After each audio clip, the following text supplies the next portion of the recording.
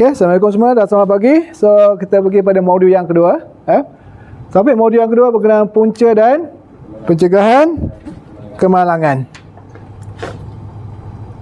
So, objektif kita ada 3. Pertama, untuk menjelaskan punca kejadian kemalangan. Menjelaskan punca dan kejadian kemalangan. Itu yang pertama.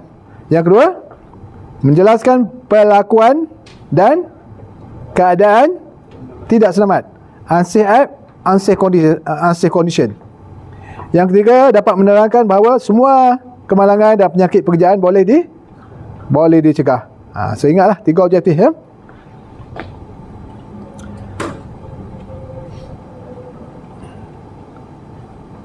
So kandungan di sini, definisi hazard dan risiko, kategori hazard, apa itu kemalangan, kelakuan dan keadaan tidak selamat, hierarki kaedah kawalan, kos sesuatu kemalangan, perilaku keselamatan, budaya, KKP generatif, LOPC dan PSM.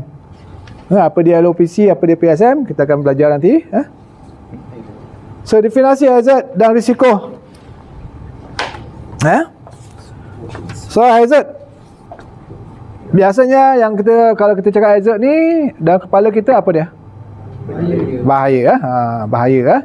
Tapi sebenarnya definisinya adalah apa saja yang punya potensi mengakibatkan kemudaratan dalam konteks kecederaan dan penyakit.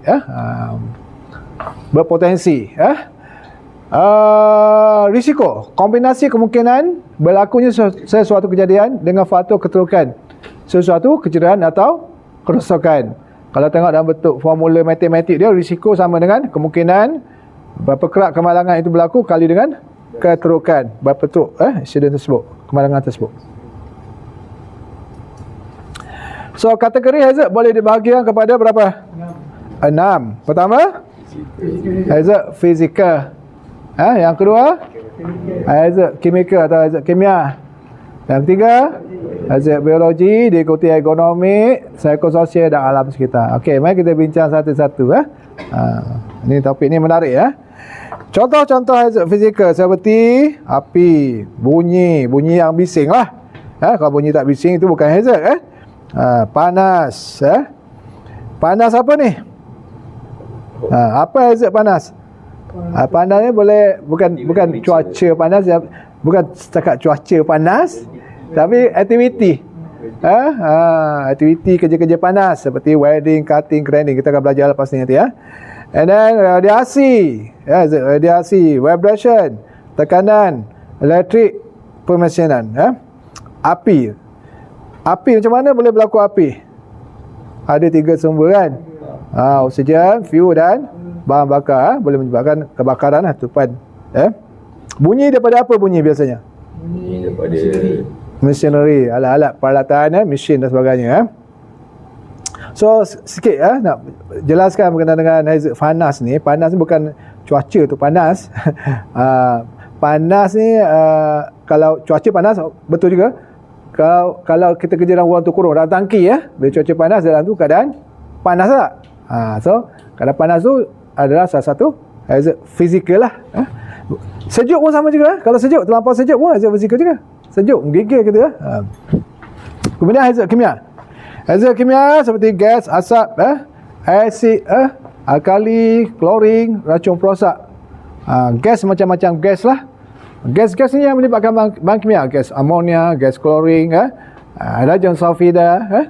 Itu nama-nama gas. Asap. Asap pun, kalau dalam asap tu biasanya ada gas CO, carbon monoxide, asid sulfuric acid, acid sulfuric, hydrochloric acid. Klorin, biasa klorin kita guna masa mana klorin? Aktiviti cleaning, cleaning macam, ataupun ni masa swimming pool tu, kolam renang pun dia ada guna klorin kan, ataupun mana-mana yang melibatkan air biasanya ada rawatan klorin. Racun perosak. Ini beberapa contoh lah, banyak lagi yang lain-lain nanti ya. Kita akan bincang selepas ni ya. Hazard biologi. Hazard biologi benda-benda hidup lah. Bakteria, virus, parasit, alga, kulat. So bakteria biasanya ada dalam mana? Dalam air, Kalau virus dalam udara kan. Itulah. Tu apa? COVID tu kan. Kan? Sama jugalah. Kemudian exit ekonomi ni kerja-kerja yang angkat barang berlebihan. Beban tu terlampau berat, sakit belakang sebagainya. Postur badan yang janggal, kerja-kerja bolang maksudnya mungkin kita angkat berat hari-hari. Pikul barang, contohnya orang buat kerja apa angkat simen daripada lori kan. Hari-hari kerja angkat simen. Bayang simen satu beg simen berapa kg? 25 20 kg ke 25? 50 kilo bukan 25. Bayanglah hari-hari buat kerja tu, kerja angkat barang je. Ulang-ulang. Psychosocial hazard, gangguan seksual, tekanan, stres dan alam sekitar berkaitan dengan cuaca lah. Jebu, cuaca buruk, kilat peti, angin yang kuat, hujan lebat pun sama. Okey, seterusnya. Tapi sebenarnya saya okey, jangan.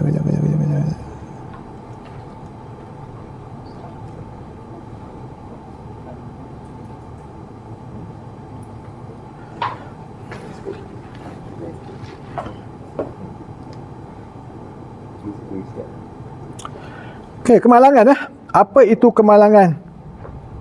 Kemalangan, definisi. Suatu perkara yang tidak dirancang atau tidak diduga. Terjadi melalui gabungan beberapa punca. Macam apa maksud beberapa punca? Contohnya insiden berlaku dekat traffic light. Kenapa insiden boleh berlaku dekat traffic light? Mungkin hari itu traffic light tak berfungsi. Mungkin hari itu hujan lebat, jalan licin, ataupun kenderaan dia brake tak makan ke, ataupun dia sendiri ke mengantuk ke, for example lah. Gabungan itu menyebabkan kemalangan boleh berlaku. Boleh akibatkan kecederaan fizikal, kecederaan atau penyakit, kerosakan atau benda, persekitaran atau kemalangan nyaris. Apa maksud kemalangan nyaris? Kemalangan nyaris apa terjadi? Ni misal barang terjatuh, for example kan. Barang terjatuh tak kena. Tak kena orang. Berangin kena depan dia. Ataupun sebarang kombinasi dari kesan-kesan tersebut. Ni contoh gambaran dibuat kat sini. Apa tu? Okey, kemalangan nyaris nampak hammer jatuh depan tak kena. Tapi kalau dah kena, dah ke insiden lah. Dan near miss ataupun kemalangan nyaris ni kalau berlaku perlu buat laporan, report lah, kena report. Contoh-contoh near miss seperti selain pada barang jatuh mungkin depan ada lubang, sebaik tak masuk lubang. Licin tu nak kata apa? Kalau licin kalau terjatuh dah insiden lah. Kan? Kalau nampak kawasan tu basah, potensi untuk orang jatuh tu ada situ. Itu kena near miss jugalah. Tapi contoh paling mudah near miss inilah, barang terjatuh depan tak kena kita. Kena angin je. Kemalangan, bagaimana ia berlaku? Sekiranya sesuatu perbuatan atau keadaan tidak selamat itu tidak dikawal, ia boleh menyebabkan berlakunya kemalangan nyaris. Kerosakan atau benda, dan akhirnya kemalangan yang parah.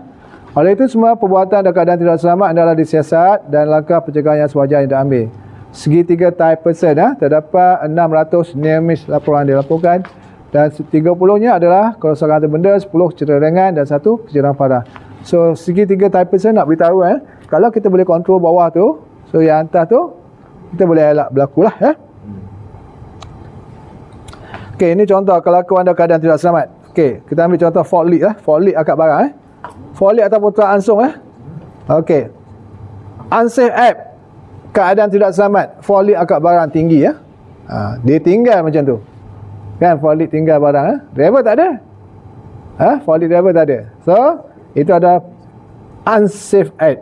Apa maksud unsafe act? Benda yang tak selamat. Bukan unsafe condition, unsafe condition, keadaan. Kalau unsafe act itu perbuatan. Okey, gambar pertama itu adalah unsafe condition, keadaan yang tidak selamat. Gambar yang kedua unsafe act. Itu barulah perbuatan. Dah barang tinggi macam tu, dia pergi duduk bawah. Orang tu lah perbuatan dia, duduk bawah muatan tergantung. Silap barang tu boleh jatuh. Dom nombor 3 tu, gambar nombor 3 jatuh tapi tak kena. Itu namanya near miss. Tak kena near miss. Tapi gambar nombor 4 dah kena balik awal. Itulah kira accident dah. Inilah nak tunjuk perbezaan keadaan tak selamat, perbuatan tak selamat, near miss dan accident. Yang dikatakan kata accident.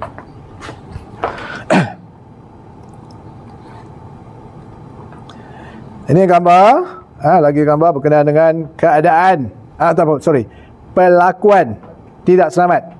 Perlakuan tidak selamat. Pekerja berdiri atas apa? Scaffolding tube. Platform tak komplit. Tak pakai body harness. Pakai body harness dia buat tinggi. Dua-dua tu. Yang bawah tu ada gambar body harness tapi tak gantung. Yang ini berdiri atas guardrail. Patut dia tak boleh naik atas guardrail, dia patut kat bawah. Tapi kalau gambar ni yang saya faham ni adalah scaffolder ni. Okey, yang gambar bawah tu tidur bawah lori So kalau driver lori naik reverse, balik awal. Itu perbuatan tu. Kalau nak tidur, carilah tempat yang selamat, bukan bawah lori ataupun bukan belakang kenderaan berat. Okey, kita nak contoh keadaan pula. Bad housekeeping bad housekeeping. Gambar atas tu sebelah kiri tu, nombor 2 tu gambar skru nut bin yang tinggal atas bin nut skru tinggal dalam bin tu. Ini biasanya tim structure dia pasang, gengnya structure lah. Dia pasang-pasang tapi nut lebih dia tinggal situ. One time satu masa skru nut tu boleh jatuh terkena lah orang di bawah. Dan gambar yang ketiga ni adalah keadaan lubang yang terbuka, grating terbuka. Dah terbuka, tak ada signboard, tak ada barricade. Silap-silap orang boleh masuk ataupun terjatuh ke kawasan tersebut lah. Sebab tu di sini kalau area seperti apa yang lubang terbuka tu kita perlu barricade dan ada signage lah.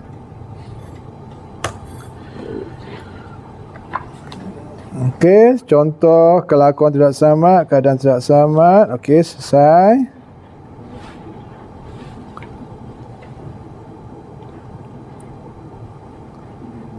Okay, apa lagi boleh bagi tak contoh keadaan yang tidak selamat selain pada gambar ni? Parking JCB tapi tak baik. Okey. Seorang JCB ataupun backhoe lah. Backhoe dia parking.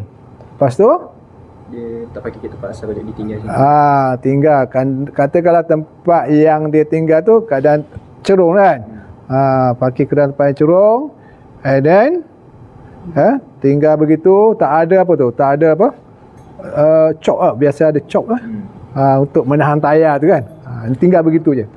Itu lah keadaan tak selamat juga.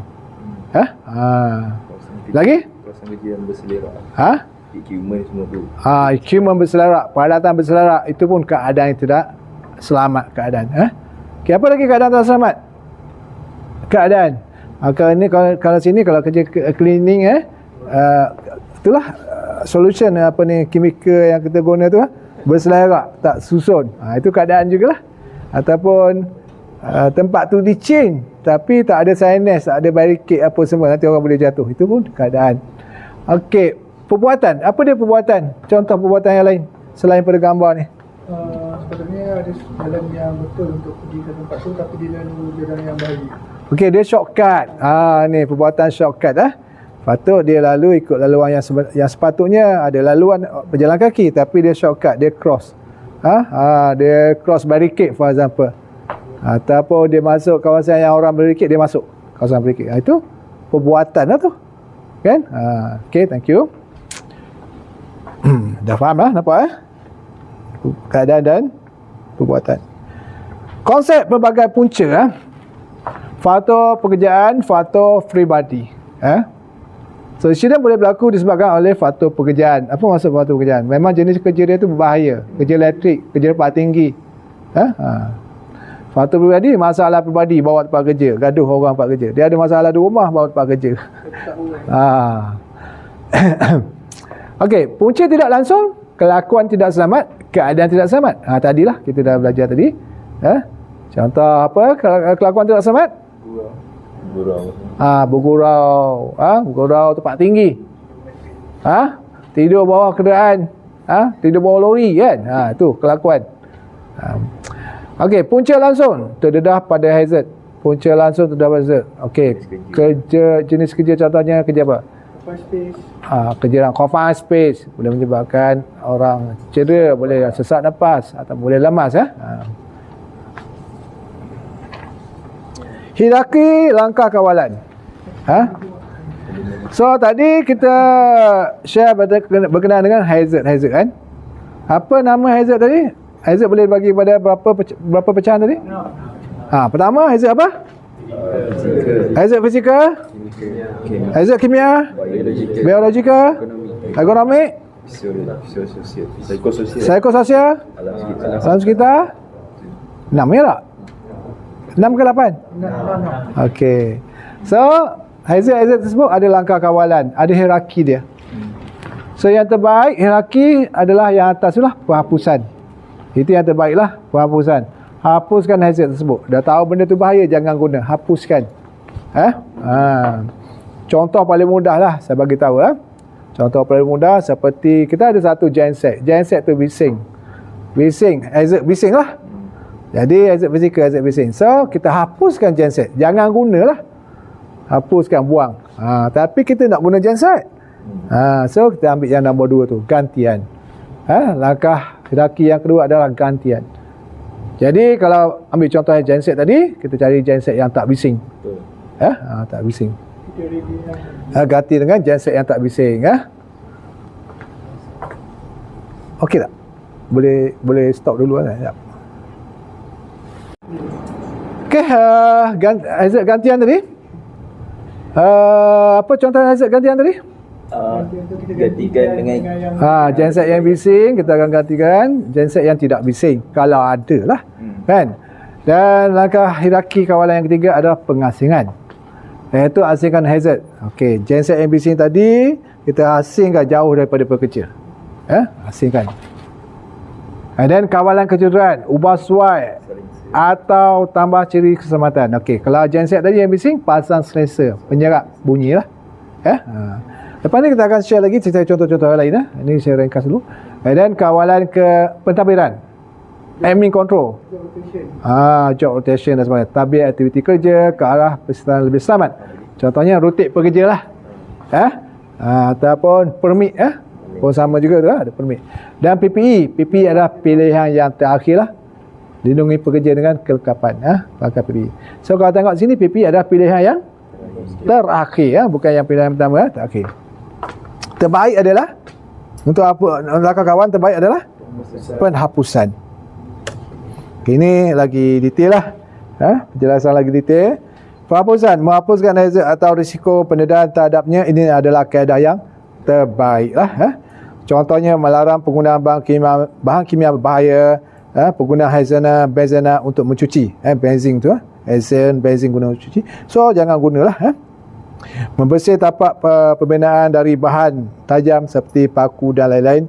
Mengubah suai cara kerja supaya ia tidak lagi berbahaya lah. So kalau tengok gambar tu, seorang pekerja mencuci kimikal lah tu.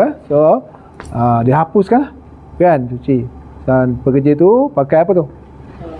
ICBA dengan suit kimikal sekali.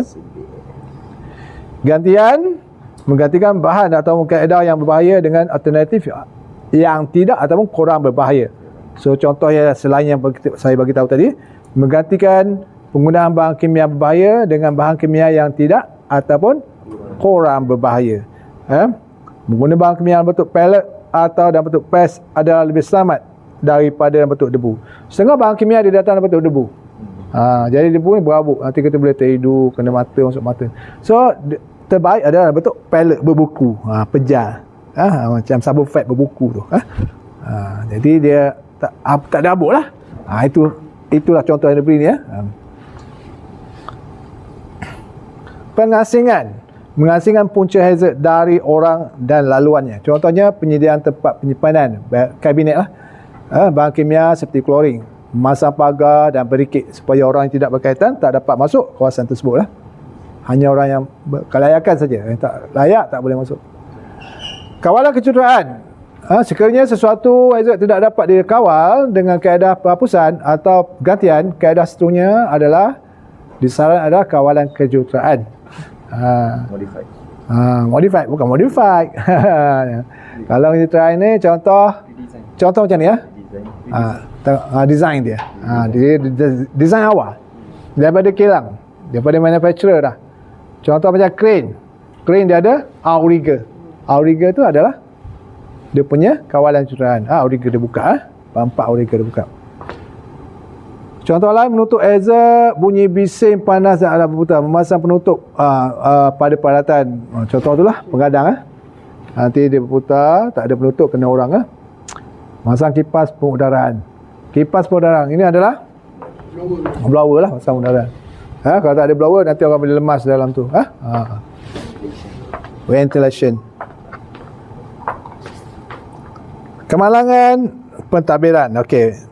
Kawalan pentadbiran, kawalan secara pentadbiran, menyediakan prosedur kerja yang selamat termasuklah arahan yang mengawal jumlah pekerja yang terdedah kepada hazard pada tahap yang paling minimum.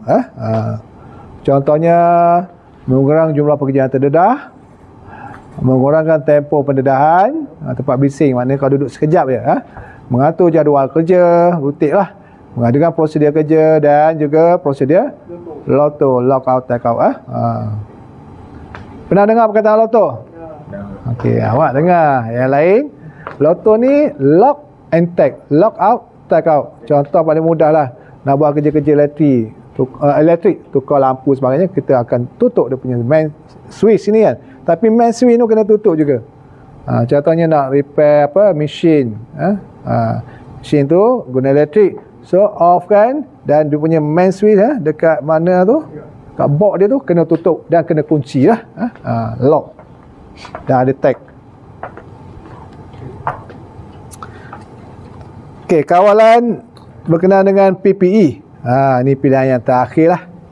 PPE boleh dibahagikan kepada 5 kategori, iaitu muka dan mata, kepala, pendengaran, pernafasan, badan termasuk tangan, kaki dan perlindungan daripada jatuh.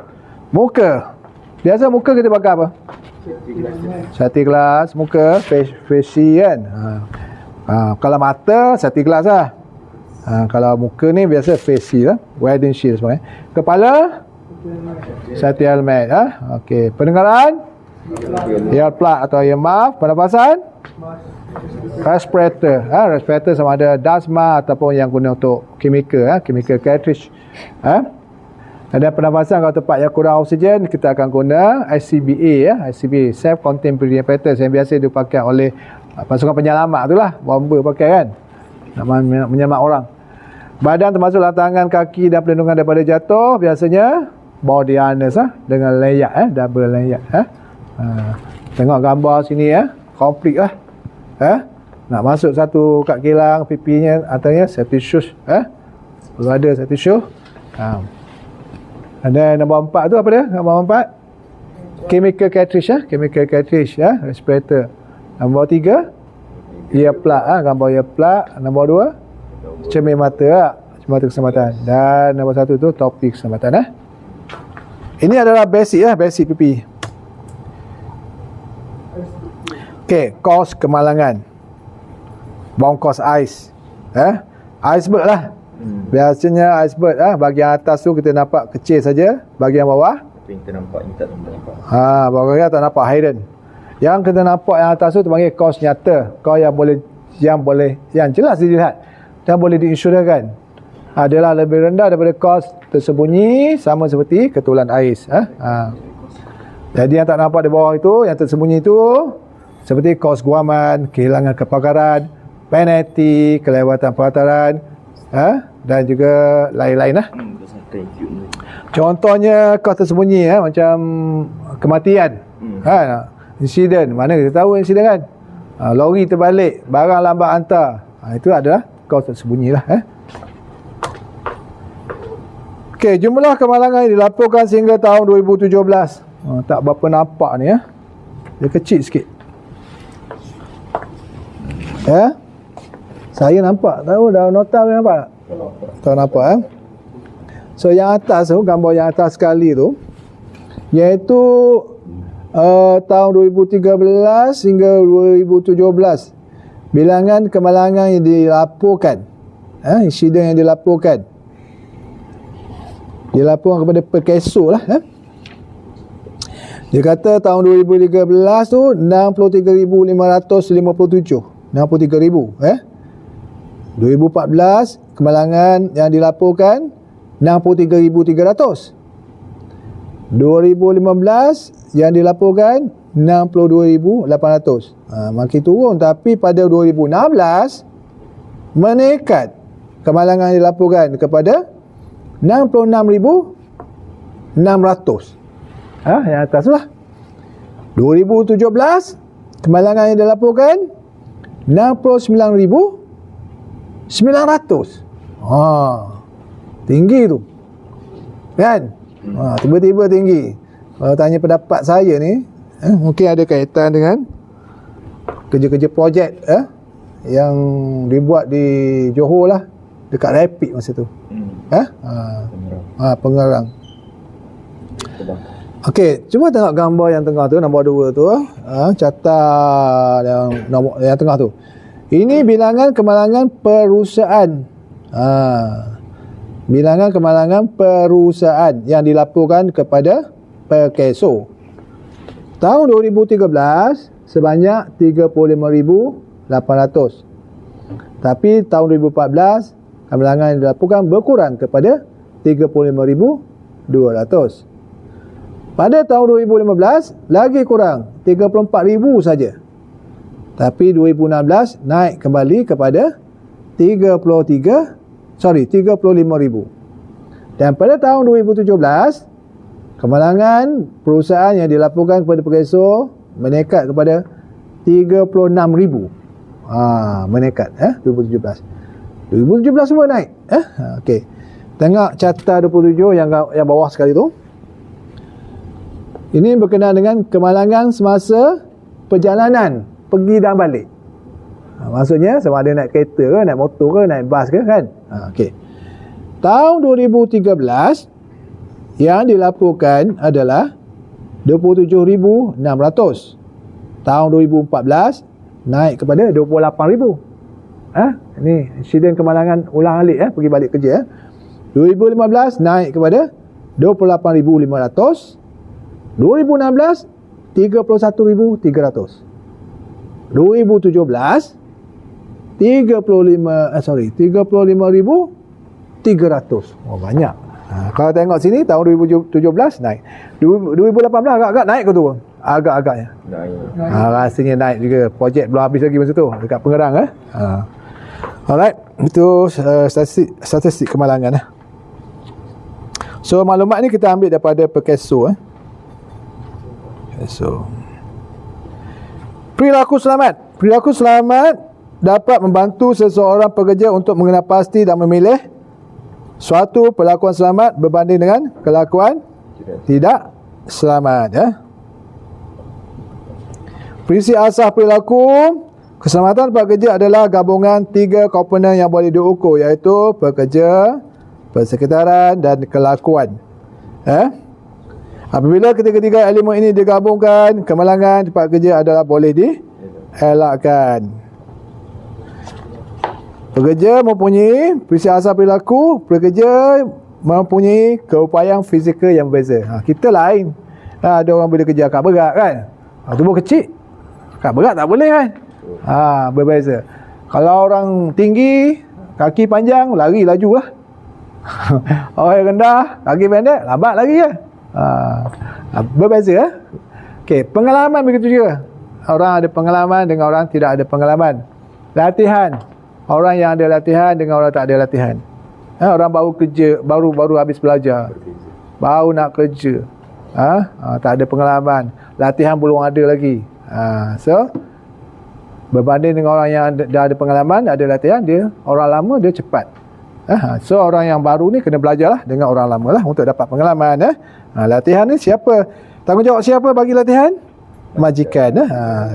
Saya tak langsung, nanti kita akan belajar di train lah bila kita bekerja. Persekitaran mewakili kawalan kejuruteraan, peralatan, tugas kerja, budaya kerja. Kawalan kejuruteraan. Tadi kita belajar kawalan kejuruteraan apa dia? Kalau crane lah, kata crane. Untuk elak daripada crane tu terbalik tumbang, dia ada outrigger lah. Kalau mesin-mesin berputar biasanya Pengadang. dia ada pengadang. Peralatan grinder, kalau alat grinder yang grinder saya kecil tu ada pengadang nanti kalau tak ada pengadang tu nanti kena jari nantilah. Tugasan kerja. Okey, saya nak share sikit berkenaan budaya kerja. Budaya kerja dalam oil and gas ni, kalau kita ditegur, dinasihati, kita terimalah teguran tu. Pakai PPE kita tahulah.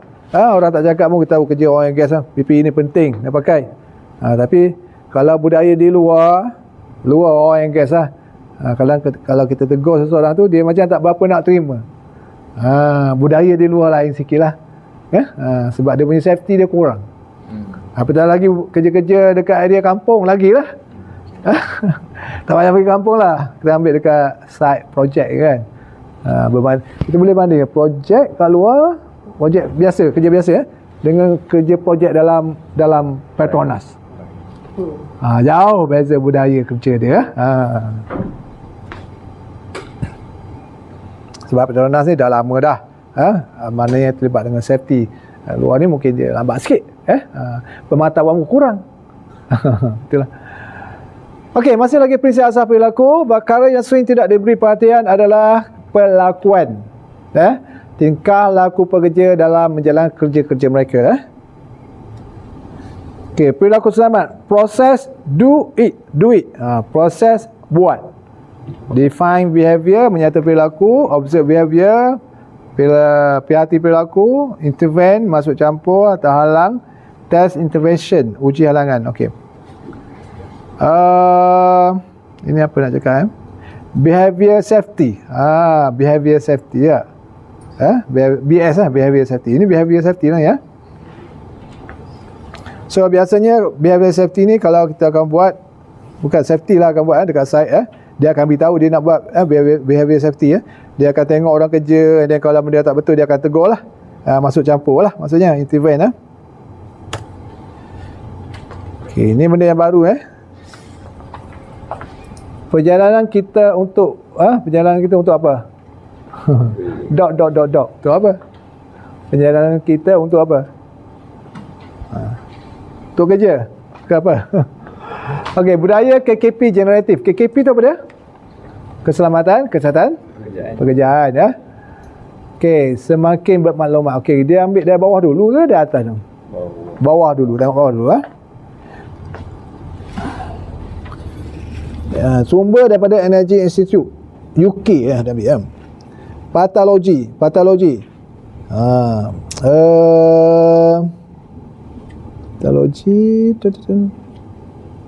okay, kita baca satu-satu dari atas tak apa Generatif KKP adalah cara kita lakukan perniagaan di sini keselamatan kesihatan pekerjaan adalah cara kita lakukan perniagaan di sini. Itu dari segi generatif. Kalau proaktif, kepimpinan dan nilai keselamatan memacu peningkatan berterusan. Kalau dari segi proaktif, perkiraan yang diambil, kami mempunyai sistem untuk menguruskan semua benda-benda yang bahaya lah. Reaktif, keselamatan adalah penting. Kami melakukan banyak perkara setiap kali kami ditimpa kemalangan. Patologi, siapa peduli selagi kita tidak ditangkap. Ni bahaya ni. Dia maknanya dia buat ikut kepala dia je. Dia cakap siapa peduli selagi tak ditangkap boleh je buat. Katanya. Bukan semua orang macam ni melakukan perkara yang betul dengan betul. Melakukan perkara yang betul dengan betul. Walaupun tiada sesiapa yang memati. Apa maksud ni?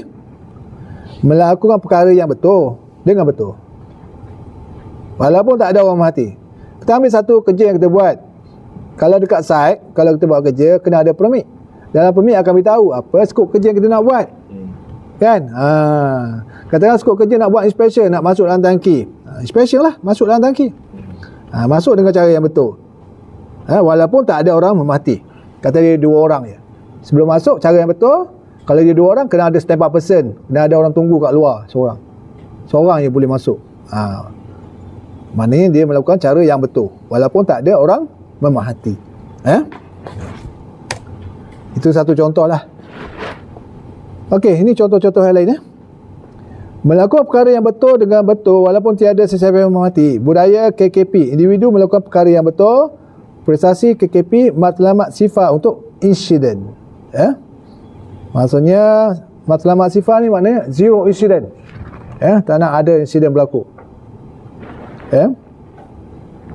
Maksudnya contoh paling mudah untuk pekerja, biasanya sebelum kita mula kerja, kita kena apply permit. Apply permit. Dah permit, skop apa kita buat, ikut skop yang tertulis pada permit. Dah ikut skop yang tertulis pada permit, dan ikut prosedur. Tingkah laku budaya KKP generatif do ni buatlah. Mematuhi peraturan KKP dan campur tangan sebarang perlakuan tidak selamat ataupun keadaan yang tidak selamat. Tu gambar sebelah sana tu. So itu dibuat kerja-kerja menyelamat. Rescue team tu kerja menyelamat. Memegang, gambar nombor 2 tengah tu, memegang susur tangan semasa menaiki atau turun tangga. Sepatutnya lah, berapa orang di sini turun tangga, susur tepi ada tempat pegang, yang pegang. Jarang orang pegang. Kata orang tua je, dah berumur, tak larat nak naik, ada pegang susur tepi je. Tak baik adalah susur tepi untuk senang kita turun, senang kita naik. Tapi orang muda, tenaga kuat tak pakai pun. Terbaik gunalah. And then fahami job method statement. Inilah biasa nak buat kerja-kerja maintenance, ada job method statement. SOP dan bertanya apabila tidak pasti, jangan buat andaian. Okey. Lebih peka terhadap tanda-tanda amaran. So tanda-tanda amaran, so kita kena alert. Kalau amaran tanda kat situ dia cakap apa, pakai safety glass, mono goggle kena pakai. Kalau tempat itu ada gambar earplug, tempat bising kan, pakai earplug. Alright. Okey, start dulu. Okey, kita sambung seterusnya lagi. Dah okey. Tingkah laku budaya KKP generatif do. Bina kepercayaan dan rasa selamat. Layan semua orang secara sama rata. Maknanya termasuklah pihak majikan. Ataupun bos-bos. Dia kena sama rata lah layan orang.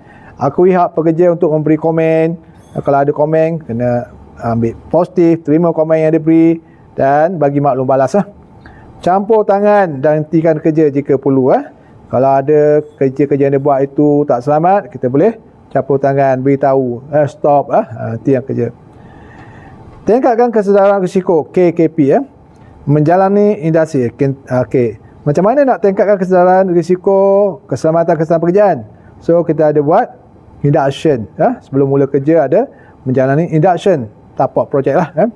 Melibatkan diri secara aktif semasa sesi toolbox. Bila buat toolbox ni? Sebelum kita mula kerja lah. Biasa dia buat toolbox. Siapa yang bagi toolbox? Biasanya supervisor tak akan bagi toolbox. Ambil masa lebih kurang 10 minit, lebih kurang macam tu lah sebelum mula kerja. Mengambil bahagian dalam latihan kecemasan. Okey. Yang tadi do. Tingkah laku budaya KKP generatif do. Yang ini tingkah laku budaya KKP generatif don't. Apa maksud don't? Jangan buat lah. Menggunakan peralatan yang rosak, hammer rosak, benda-benda yang rosak, tangga rosak, apa-apa rosak jangan guna. Tidak pakai PPE. Jangan buat, jangan amal begitu. Kerja mesti kena pakai PPE. Gambar sana kerja part tinggi, dia tak pakai body harness, tak gantung. Mesin tanpa guard, kena ada pengadang. Lantai licin, kadang lantai licin tak ada barricade, tak ada signage. Sentiasa patuh dan campur tangan untuk selamat. Patuh dan tegur. Okey, kuis. Sedikit perbincangan di sini. Tengok gambar sebelah sana, atas bumbung. So itu adalah unsafe condition dan juga unsafe act lah. Dua-dua ada kat situ.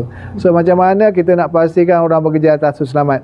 Apa yang perlu dibuat? Agak-agaknya body harness kena pakai, layak kena ada, dan tempat tinggi tu kena ada apa? Lifeline kena ada. Lifeline lah. Jadi senang dia nak gantung. Nak hook tu lah. Lifeline, layak tu boleh gantung. Tak bumbung lah. Gambar nombor 2, tangga. Sudah rosak. Boleh guna tak? Tak selamat untuk diguna. So reject lah. Gambar nombor 3, bahan kimia. Itu adalah condition yang tidak selamat. So tempat itu perlu di barricade, ada sinus dan perlu kerja-kerja mencuci perlu dibuat. Dan oleh kerana kimia kena pakai PPE yang sesuai. Dan gambar nombor 4, PPE. dia bekerja tak pakai PPE. Situ terang-terang tak pakai safety shoes, tak pakai sarung tangan. Sepatutnya kena ada safety shoes, kena ada sarung tangan. Kesimpulan budaya KKP generatif melakukan perkara yang betul dengan betul walaupun tiada sesiapa yang memahati. Apa maksud di sini? Walaupun tak ada orang tengok kita, kita ikut prosedur. Ikut sistem permit, ikut prosedur di situlah. Kalau kata kena pakai monogoggle, perlu pakai monogoggle kan? Pakai. Kalau buat kimia kerja berkenaan dengan bahan kimia, perlu pakai sarung tangan kimia, pakai. Tempat bising, pakai. Earplug, earmuff. Walaupun tak ada orang mati. Sentiasa patuh dan campur tangan. Patuh dan tegur. Maksudnya kita akan ikut peraturan. Dan kalau ada orang yang tak ikut peraturan, kita boleh tegur, saling tegur menegur, dan kita kena terimalah. Kena pasti dan laporkan perlakuan tidak selamat. Kalau jumpa keadaan tak selamat, ataupun kalau keadaan tak selamat, kita laporkan. Kalau ada buat perlakuan tidak selamat, kita tegur dia terus. Tegur dia terus. Okey, seterusnya zero tolerance. Yang ini sangat penting. Kena tahu zero tolerance ada berapa? 10. Ada 10. Ada 10.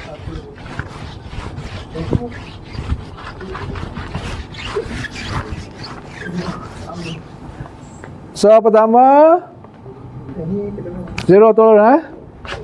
Zero tolerance.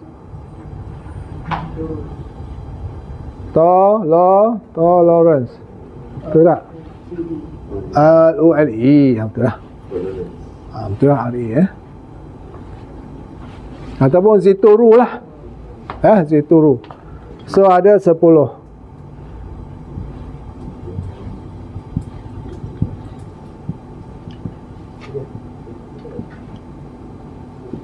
So pertama berkenaan dengan apa? Bekerja menggunakan permit kerja yang sah yang diperlukan. So ini berkenaan dengan permit to work. Pemasuk permit to work. So nak kerja mesti ada permit yang disahkan, diluluskan dulu. So kita pekerja ni kena apply dulu permit. Permit sudah lulus, barulah boleh kerja. Kalau permit belum lulus, jangan mula kerja. Maknanya lulus baru boleh kerja. Approve lah. Yang kedua, sahkan pengasingan tenaga sebelum memulakan kerja. Ini berkenaan dengan loto. Ringkasnya loto lah. Sahkan pengasingan. Maknanya kena ada lock out, take out. Kalau electrical mesin-mesin tu kena tutup dulu, matikan switch, and then kena ada kunci, kena ada tag. Itu berkenaan dengan pengasingan. Kalau piping, spike blank kena pasang lah. Nombor 3, dapat kebenaran sebelum memintas atau menghentikan peralatan keselamatan kritikal. So nombor 3 berkenaan dengan peralatan keselamatan kritikal. Ni ada contoh-contoh selepas ni. Dia bincang dulu. Seperti macam siren. Dia nak repair siren. Kalau ada emergency, sepatutnya siren tu bunyi. Tapi bila dia nak repair ni, dia kena dapat kebenaran dulu lah untuk repair siren. Siapa alternatif lain kalau ada emergency? Pihak atasan kena bagi kebenaran. Maknanya dia kena dapat kebenaran daripada pihak owner lah.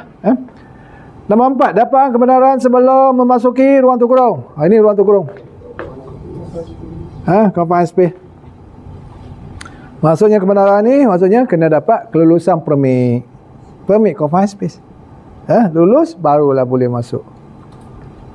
Nombor 5, lindungi diri. Okey, lupa cakap. Confined space ni seperti apa? Tangki, tank tangki samalah. Vessel, boiler semua kan, lubang kan, dalam pipe dan sebagainya. Manhole, okey.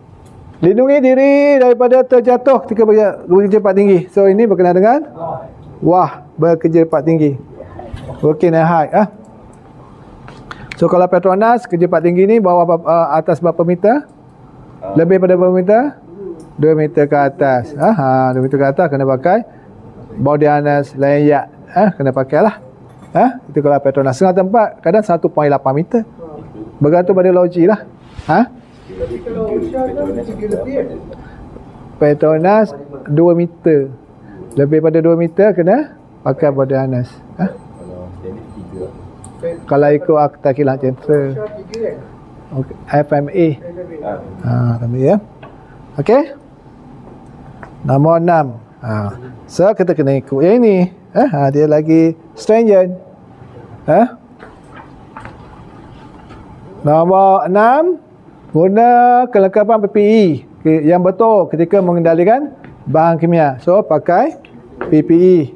1 2 3 4 5 6. PPE untuk handle chemical, bahan-bahan kimia. Termasuklah ni lah, glove apa semua tu bahan kimia. Pakai glove, sarung tangan yang sesuai lah, mask yang sesuai.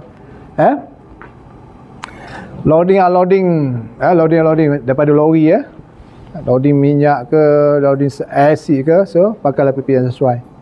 Kerja-kerja mengecap pun sama juga kan. Itu termasuk dalam kimikal lah tu kan. Semuanya dapat kebenaran sebelum melakukan kerja-kerja menggali, masuk parit, excavation. Ni dapat kebenaran maksudnya dapat kelulusan lah untuk kerja-kerja menggali. Gali apa? Gali parit.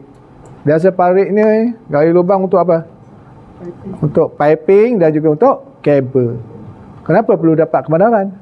Sebab takut bawah tu ada bila sebelum menggali takut ada pipe. Pipe tak ada gas. Ataupun sebelum menggali takut ada kabel. Jadi kalau tak dapat kebenaran, kita guna backhoe, JCB suka hati hentam sekali, putus kabel, shutdown kilang nanti.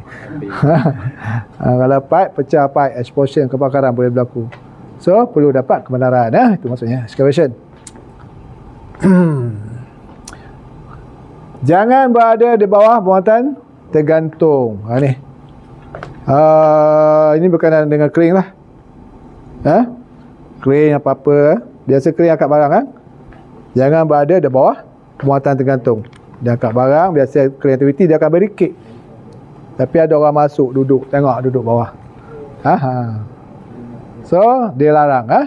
Sebab apa? Takut barang jatuh, nanti terkena kan. Nombor 9, jangan merokok di luar kawasan yang dibenarkan atau membawa masuk sebarang sumber penyalaan ke dalam kawasan proses ataupun dalam loji lah tanpa kebenaran. Ini berkenaan merokok lah. Berkenaan rokok hanya dibenarkan tempat yang dibenarkan saja. Tempat yang dibenarkan saja. Dan lighter dilarang. Sumber pencucur lighter dilarang. Setengah kira macam Petronas, rokok boleh kan, boleh buat masuk, lighter tak boleh. Dan kalau nak merokok hanya tempat yang dikhaskan saja. Dalam tu saja, jangan luar. Jangan merokok di luar kawasan. Di pagar kat situ, dalam pagar tu je lah. Jangan luar pada pagar. Jangan luar pada smoking shade, saya panggil. Dan yang ke-10 berkenaan dengan jangan guna handphone, walkie-talkie ketika memandu. Patuhi hak laju dan pakai tali pinggang kereta. Ini dalam loji Petronas, maksudnya loji Petronas. Bukan loji, dalam kawasan Petronas ni. Masuk pagar tu, terus. Zito apply lah. Apatah lagi dalam loji. So ini berkenaan dengan speed limit lah. Speed limit, and then dan juga safety belt kena pakai. Safety belt dan kena pakai. Handphone semualah. Ini bukan untuk kontraktor saja, ini untuk semua orang. Kontraktor ke, staff ke, kena follow Pasti. Zero, zero tolerance ya. Kalau melanggar ni, tiada maaf bagimu. Blacklist ke, anda tak boleh kerja ke, macam-macam lah. Yang dikenakan denda kepada mereka-mereka yang melanggar zero ataupun zero tolerance. Nama zero tolerance, tiada toleransi. Kalau orang Terengganu kata tiada maaf bagimu. Alright. Habis, ini yang untuk Petronas. Dan yang ini peraturan life saving ni, yang ini biasa dekat share. Ini share lah seperti sini. Di mana dia lebih kurang Zitoru juga tadi, cuma bezanya jalan ujian gas jika perlu. Kena buat gas test dulu. Lagi beza dengan Zitoru ni, dilarang mengambil minuman keras atau dadah ketika berjalan tugas atau memandu. Dan Zitoru tak ada. Tapi memang dilarang, cuma dia tak masuk dalam Zitoru lah. Yang lain-lain tu samalah. Bertugas dengan permit kerja yang disahkan, sama je. Sahkan pengasingan sebelum kerja dimulakan dan guna alat-alat perlindungan keselamatan yang ditetapkan. Dapatkan kebenaran sebelum masuk ruang tertutup. Sama itu kan. Dapatkan kebenaran sebelum membatal atau mematikan penggunaan alat keselamatan kritikal. Lindungi diri anda ketika berjalan tugas di kawasan tinggi. Sama itu kan. Ditegah berjalan di bawah muatan tergantung. Ditegah merokok di luar kawasan yang dibenarkan. Yang dilarang mengambil minuman keras tu tambahan lah. Guna tali pinggang keselamatan. Ditegah menggunakan telefon bimbit dan jangan melebihi laju ketika memandu. Akhir sekali ikuti pelan pengurusan perjalanan. Yang ini praktis dekat share. Share dekat mana? Dekat PD Position. Okey, pelanggaran peraturan keselamatan asas. Pelanggaran peraturan keselamatan asas. Okey.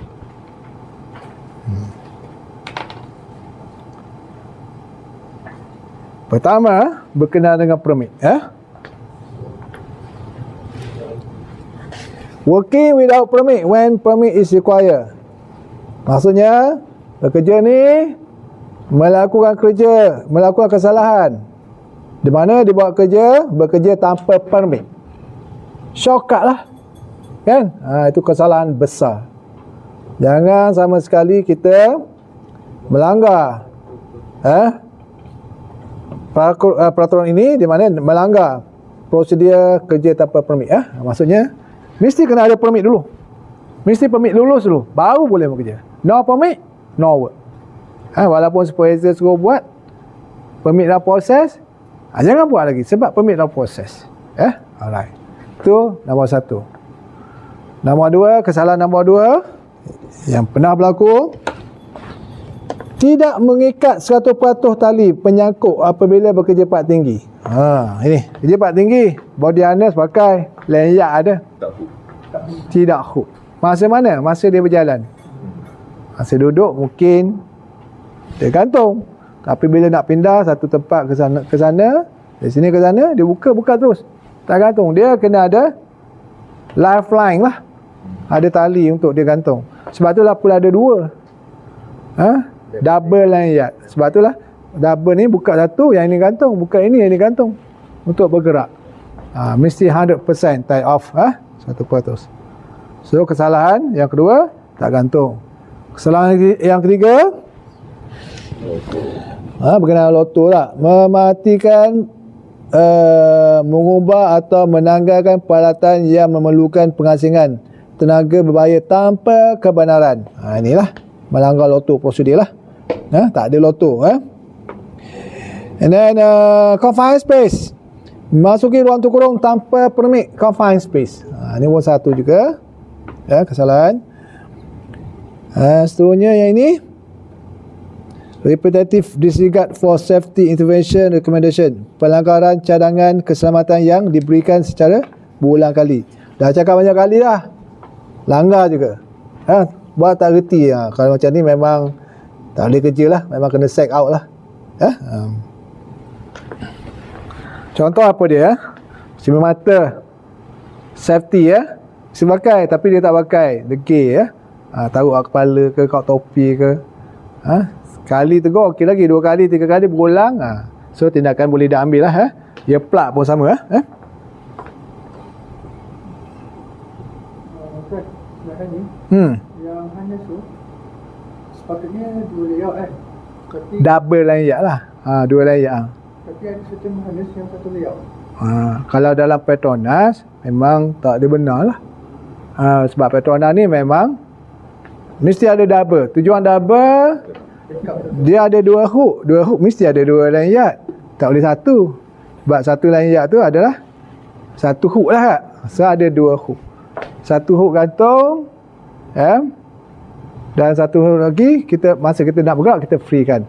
Katakan ada 2 gantung, tapi bila kita nak bergerak, buka 1, pindah ke depan. Pindah, buka yang ini gantung. Yang buka ni pindah ke depan. Dah pindah depan baru buka yang ni, pindah ke depan. Jadi double lanyard ni untuk pergerakan. Bukan kerana tubuh dia tu bergerak. Untuk pergerakan. Untuk kerja cepat tinggi lah, bawah tak payahlah. Okey, ada soalan lagi? Ada? Berapa lama? Tak ada? Okey, baik. Baik. Tengok tadi tak baik. Okey baik. Alright. Pengurusan keselamatan proses Okey, nak tanya sikit siapa pernah kerja part tinggi? Pernah kerja? Belum, sekarang ni tak pernah masuk Petronas, tempat lain lah. Kerja part tinggi. Tak pernah? Awak selalu bawah lah. Cuci kan? Lain-lain. Ni? Pernah kerja part tinggi? Kerja kat mana? Laut, offshore lah. Offshore memang manjat lah. Platform manjat lah tak? Nak naik atas pun daripada boat kan. Kalau boat lah. Okey, kita tengok PSM lah. Process Safety Management. Pengurusan keselamatan berkenaan dengan Proses Safety Management. Okey, bahasa Melayu pengurusan keselamatan proses. Bahasa Inggeris Process Safety Management. Dalam bracket tu English tutup. Boleh. Alright. So, Process Safety Management topik instrunya. So apa dia PSM, iaitu pengurusan keselamatan proses adalah alat atau kaedah sistematik yang berupaya untuk mencegah pelepasan apa-apa bahan yang ditakdirkan sebagai bahan-bahan kimia berbahaya. Proses bermaksud apa sahaja aktiviti atau kombinasi aktiviti termasuklah penggunaan, penyimpanan, perbuatan, pengendalian atau pemindahan bahan kimia berbahaya. Kegagalan keselamatan proses melakoni kebocoran, tidak balas atau pelepasan bahan toksik dan mudah terbakar, sama ada gas ke, bentuk gas ke ataupun bentuk cecair. So proses safety ni maksudnya logi yang dibina tu dia ada proses dia, proses safety dia, ada safety dia. Supaya logi itu boleh beroperasi dengan selamat, tidak berlaku kebocoran, tidak berlaku kebakaran.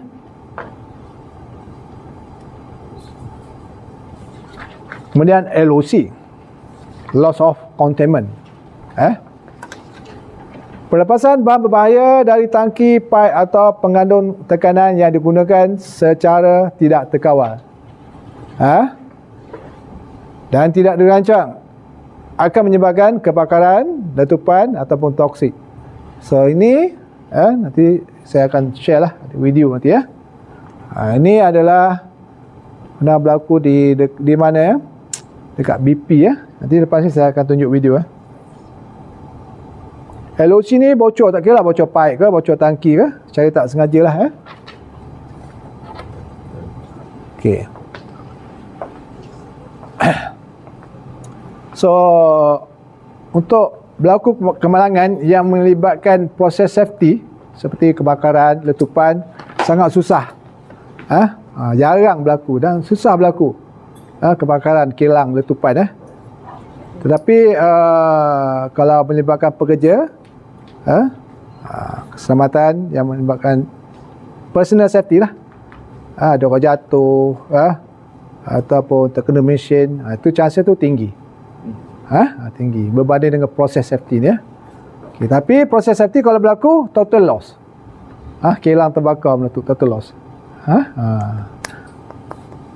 Bila total loss, kilang terbakar, tak boleh jalan. Okey, berkenaan dengan erosi, bocor-bocor ni biasanya bocor pipe, bocor tangki. Mungkin bocor sikit je, kita kena report lah. Tak perlu nak tunggu banyak, sikit pun kena report. Pihak operator ataupun orang yang bekerja, owner tu, dia tak banyak, tak ramai.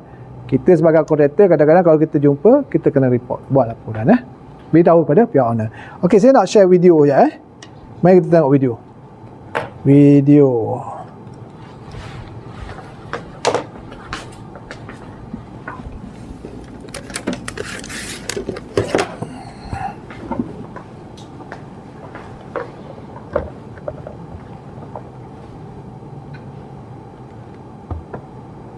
Sekejap.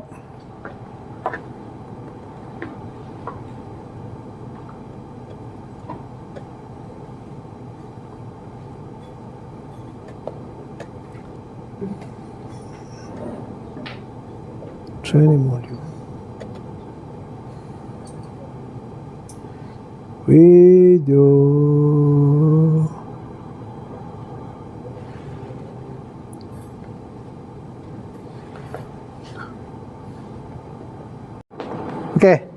Okey, saya nak tunjuk gambar-gambar perbuatan tak selamat, keadaan tak selamat. Lepas tu saya akan share berkenaan video berkenaan dengan insiden melibatkan proses safety.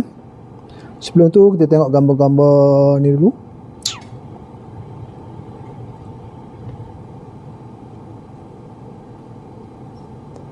Sorry, slow sikit.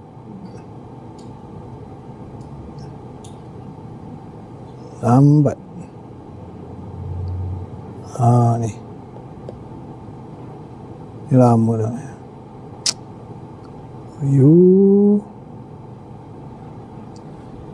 Tadi kita ada belajar berkenaan dengan unsafe app, unsafe condition .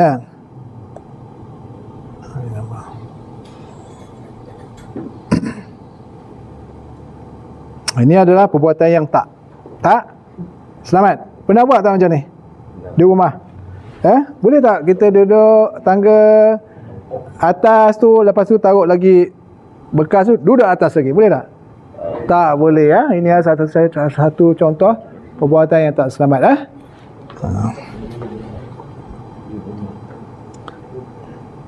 Ini pun sama, tangga tak cukup panjang, taruh tangga lagi.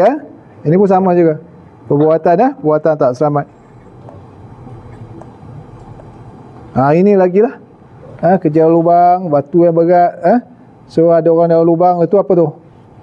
Taruh kayu kan, anytime dia boleh jatuh, boleh runtuh, tak ada shoring, tak ada penahan tu. Ini ini buat kerja bawah ni kan, buat kerjaan. Ni batu bata batu je ni kan. Silap batu tak rata ni, silap. Terjatuh batu, kederang empat kepala dia, dan balik awal.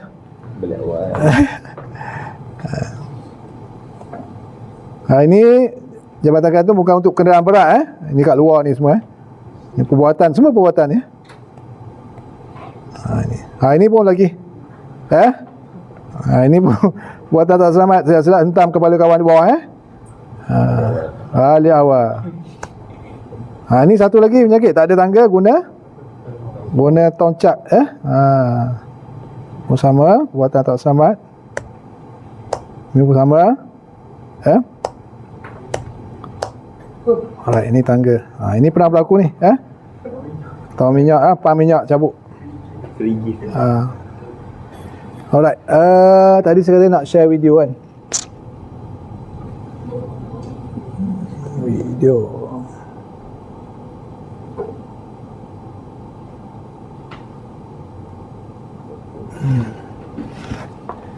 Loto dulu So, ni salah satu loto, video loto.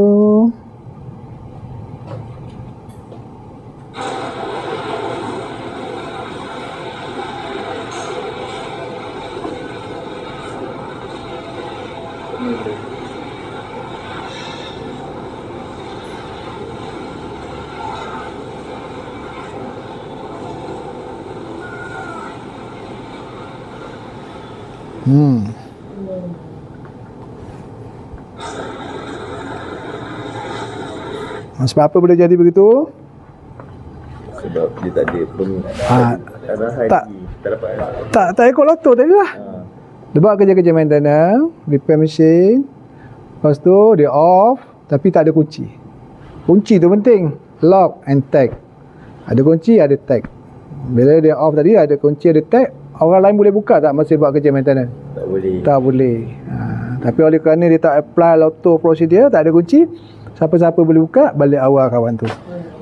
Tak pasal-pasal.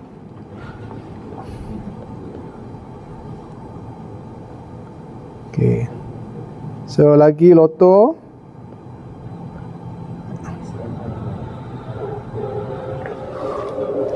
Ni dah okey, video okey. Dah. Ini kat luar, loto juga ni. Ni dekat side. Dari sini.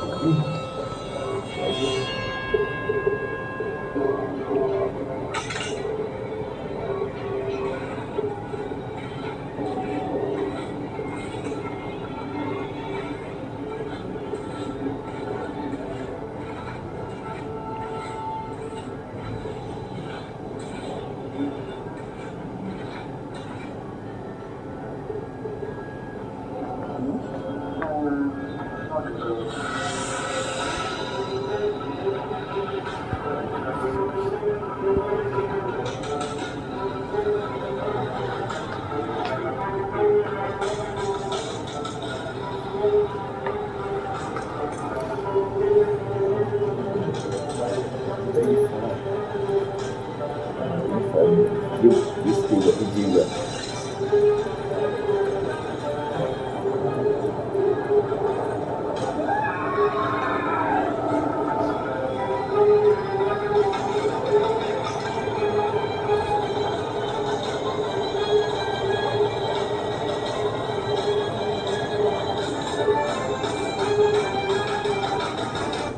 Okay, so loto. Kadang ada satu kunci, ada dua kunci. Nampak tak? Sekejap. Okay, ada dua kunci. Sebab apa ada dua kunci? Sebab ada dua parti berlainan, ada dua permit lah. Kan? So kita tak boleh pakai permit orang. Dia taruh satu kunci dia, kita pakai yang dua orang punya. So kita tak tahu kunci kita. Member tu kerja dah siap, tanggal kunci dia tak tahu ada orang lain. Dia membuka power on, balik awal kawan tu. Jadi kita, permit kita, kunci kita. Maknanya sumber yang sama lah, source yang sama. Kena ada dua. Dan akhir sekali video berkenaan dengan proses safety dia. Video proses safety. Tapi sebelum tu saya nak tunjuk yang ni satu lah. Crane. Kenapa tak boleh berada di bawah muatan tergantung?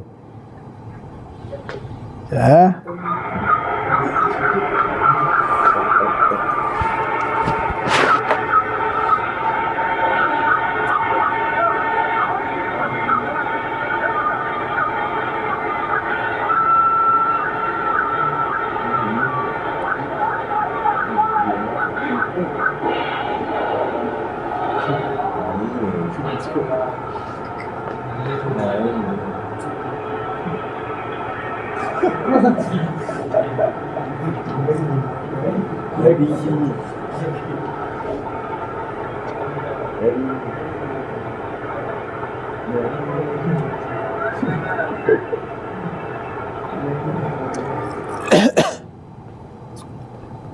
Okey.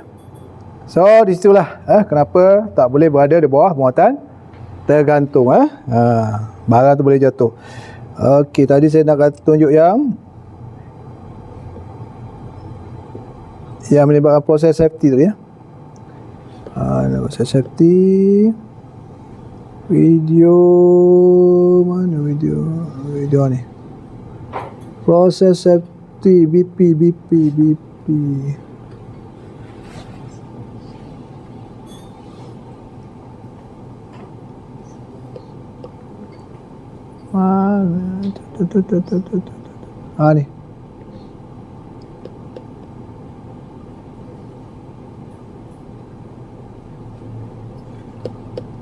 Ini satu insiden yang berlaku melibatkan proses safety ya, dekat BP Tracer tahun 2005 lah.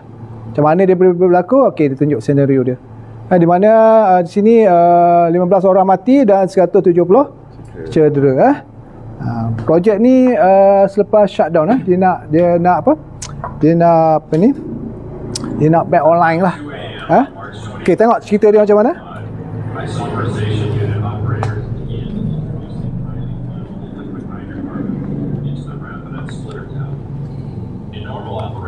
Only about 6.5 feet of liquid should be present at the bottom of the tower. Near the base of the tower, there was a level indicator that measured how much liquid was inside and transmitted this information to the control room. However, this indicator was not designed to measure any liquid above the 10-foot mark. And above that point, operators would have no idea how high or how dangerous the level was.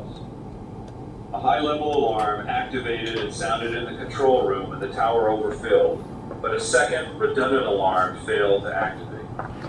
By 3:30 a.m., the feed was stopped, and the level indicator showed that the liquid had filled the bottom 10 feet of the tower. We now know that this indicator was not providing accurate readings. We calculate that the tower was actually filled above the range of the indicator to a height of about 13 feet. At about 9:50 a.m., operators began circulating the liquid feed and adding more liquid to the already full tower. Even though the liquid was going into the tower, there was no flow out as specified in the startup procedures. The valve that controlled the liquid flow out of the tower was left closed. 10 minutes later, at about 10 a.m., operators lit burners on the furnace to begin heating up the feed, part of the normal process. Unknown to operators, the tower continued to fill rapidly with liquid to more than 20 times the normal level. We now calculate that the level reached 138 feet inside the tower, while the inaccurate level indicator told operators that the liquid was below 10 feet and falling. Around 12:40 p.m., a high-pressure alarm was activated. 2 burners were turned off in the furnace to lower the temperature. The valve specified in the procedures for controlling pressure didn't work, so an operator used a manual chain valve to vent gases to the blowdown drum and into the atmosphere.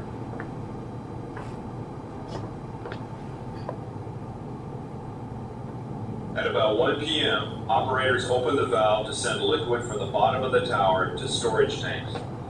This should have improved conditions inside the flooded tower, but the liquid at the bottom of the tower was very hot, and as it exited through the heat exchanger, it suddenly raised the temperature of the feed going into the tower by over 150 degrees. By 1:05 p.m., the liquid entering the tower was beginning to boil and expand, causing the level inside the tower to increase further. At 1:10 p.m., the tower began overflowing liquid into the piping off the top of the tower. Liquid built up in this vertical piping and exerted great pressure on the emergency relief valves 150 feet below. At 1:14 p.m., the 3 emergency valves opened and liquid began flooding the blowdown drum at the other end of the isomerization unit. Some liquid overflowed from the blowdown drum into a process sewer, but the high-level alarm on the blowdown drum didn't go off. The drum filled completely, and bystanders saw a geyser-like eruption from the top of the blowdown stack. The eruption lasted about 1 minute. Liquid fell to the ground, creating a large flammable vapor cloud. This model predicts how far the vapor cloud expanded across the area just 1 minute after the release began from the stack. Okey itulah macam mana buat composite safety. Dia nak start up kan, dan gas tahu macam mana, tersilap teknik bocor dan satu masa satu kereta start dan explosion berlaku lah. Alright.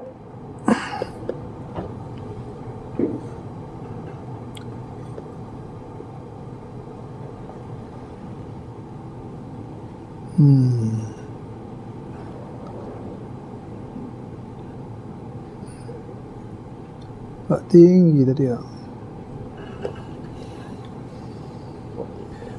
Working height satu lagi working height working height.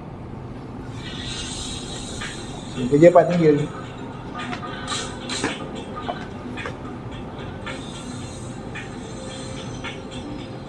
Pouring concrete. Get in, do the job, and get out. You gotta move fast. There's no time to screw around. But maybe it's time to start thinking about something else.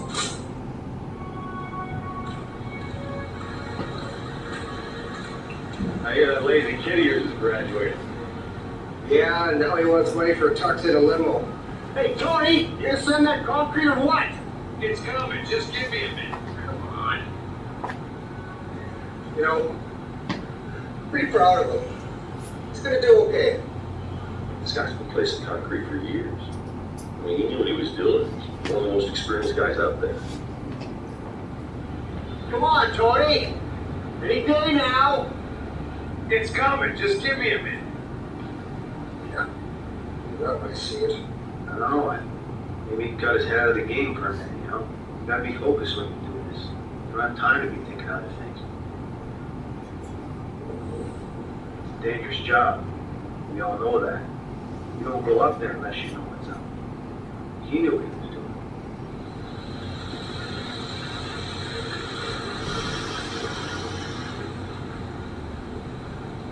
Guys, here it comes.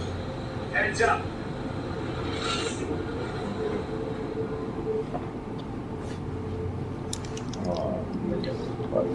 Dari awal. Look at he stand there talking about his kid. Thanks. So ini apa lesson lain? Dia tak nak cakap. Kerja part tinggi. Katakan dalam segi tempat kerja dia tu selamat tak? Tak. So dia tak ada platform untuk protect daripada jatuh lah. Tanya kena erect scaffold. Itu satu. Yang kedua, pekerja tu sendiri perlu pakai PPE, body harness, lanyard, dan kena ada lifeline lah. Abah. Abah kena ada lanyard, ada 2 hook. Body harness. Ada so lanyard kena gantung lah. Kalau dia panting itu mungkin dia takkan jatuh lah.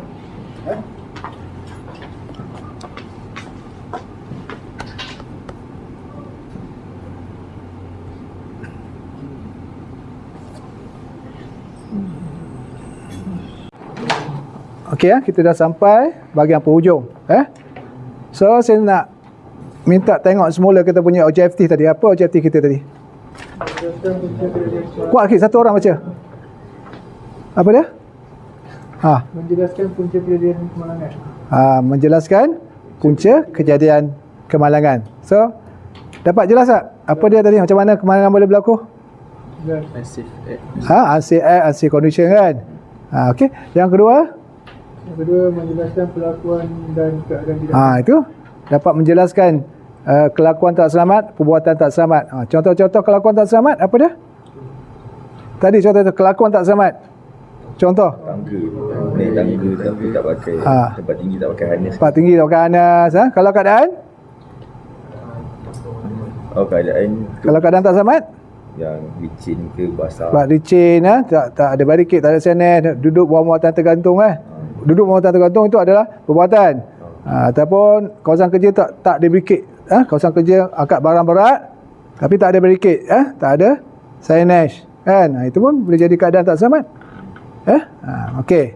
Itu objektif yang kedua tercapai. Objektif yang ketiga? Menerangkan bahawa semua kemalangan dan penyakit pekerjaan boleh dicegah. Sekali lagi apa dia tadi? Menerangkan bahawa semua kemalangan dan penyakit pekerjaan boleh dicegah. Okey, objektif yang ketiga kita dapat menerangkan penyakit pekerjaan ini boleh dicegah dengan cara kita mengawal hierarki langkah-langkah kawalan tadilah. Okeylah. So objektif kita tercapai. So berakhirlah sesi modul 2. So kita ada sesi untuk assessment lah. Test assessment. Sama macam modul 1 tadi lah. Okey. Done.